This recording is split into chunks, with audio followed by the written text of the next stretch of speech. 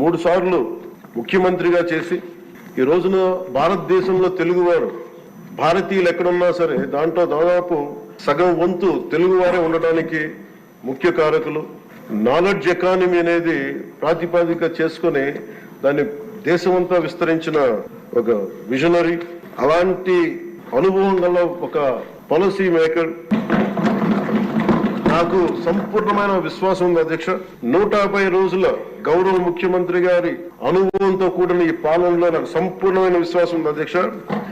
Andhra Pradesh $1 trillion ఎకానమీగా అతి త్వరలోనే ఈ 5 సంవత్సరాలు వెళ్తుందని మనసు సంపూర్ణ విశ్వాసం ఉంది. గత ప్రభుత్వం మనల్ని ఎకానమీని నిర్వీర్యం చేసింది, ఇబ్బంది పాలు చేసింది.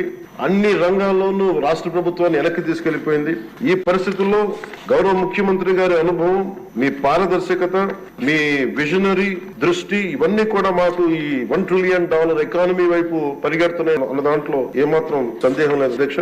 అలాగే పంచాయత్ గౌరవ ముఖ్యమంత్రి గారి ఈ నాయకత్వంలో ఈ ప్యాడీ డ్యూస్ రైతులకు కావాల్సింది 1674 కోట్లు రిలీజ్ చేసి నిజంగా మీరు రైతాంగానికి మీరు ఎంత అండగా ఉంటారని మాటలతో కాదు చేతుల్లో చూపించారు అధ్యక్ష. వారికి మనస్ఫూర్తిగా నా ధన్యవాదాలు. ముఖ్యంగా మిడ్ డే నేను అడిగింది ఏంటంటే ముఖ్యమంత్రి గారిని, డొక్కా సీతమ్మ గారి పేరు ఏదన్నా పథకాన్ని క్యాంటీన్ పెట్టండి అంటే ఆయన ఏకంగా దీనిలో నారాయణ గారికి కూడా ముఖ్యమంత్రి గారు ప్రత్యేకంగా నా ధన్యవాదాలు తెలియజేస్తున్నాను అధ్యక్ష.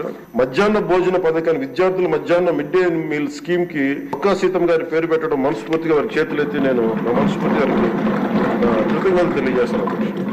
అలాగే ఇలాంటి స్ఫూర్తి చూసి నాకు కూడా వ్యక్తిగతంగా నేను ముఖ్యంగా ఆయన లీడర్షిప్ ఎబిలిటీ, ఒక క్రైసిస్ వచ్చినప్పుడు ఒక నాయకుడు ఎలా ఉండాలి, ఒక వరదలు వచ్చినప్పుడు ఎలా ఉన్నారనేది మనకి విజయవాడ బొడిమేరు వరదలప్పుడు అసలు ఆయన చూపించిన నాయకత్వ పటిమ ఇవన్నీ చాలా ఆదర్శనీయం అధ్యక్ష. మేము వెళ్ళి చొక్కా మడిచి ఆయన దిగి బురదలో నడిచి దిగి ఆయన అవసరం లేదు, ఆయన చేయించవచ్చు. కమాండ్ సెంటర్ లో కూర్చొని చేయగలిగే సత్తా ఉండి కూడా మా అందరికీ ధైర్యం నింపడానికి, మా అందరికీ భరోసా నింపడానికి, ప్రజలకు ఆ భరోసా ఇవ్వడానికి ఆయన నడిపించిన తీరు యంత్రాంగాన్ని చాలా అభినందనీయం అధ్యక్ష. ప్రత్యేకించి సోషల్ మీడియాకి సంబంధించి అసలు ఇంట్లో ఆడబిడ్డలు బయటికి రావాలన్నా గానీ ఊళ్ళల్లో ఆడపిల్లల అధ్యక్ష ఈ అలవాటు అయిపోయి, గత ప్రభుత్వం చేసిన అలవాటు అయిపోయి ప్రతి ఒక్కళ్ళు ఒక ముఖ్యమంత్రి స్థాయి వ్యక్తిని బూతులు తిట్టడం, అన్ని తిట్టిన తర్వాత కూడా వాళ్ళకి అలవాటు అయిపోయి ఇంకెవరు తిట్టాలో తెలియక స్థానికంగా ఉన్న ఆడపిల్లల మీద కూడా వీళ్ళు అవాకులు చవాకులు పేలి పచ్చి బూతులు తిడతా ఉంటే ఎవరికి చెప్పుకోలేక వాళ్ళు ఇబ్బంది పడతా ఉంటే బయటికి రాలేకపోతున్నారు. క్రైమ్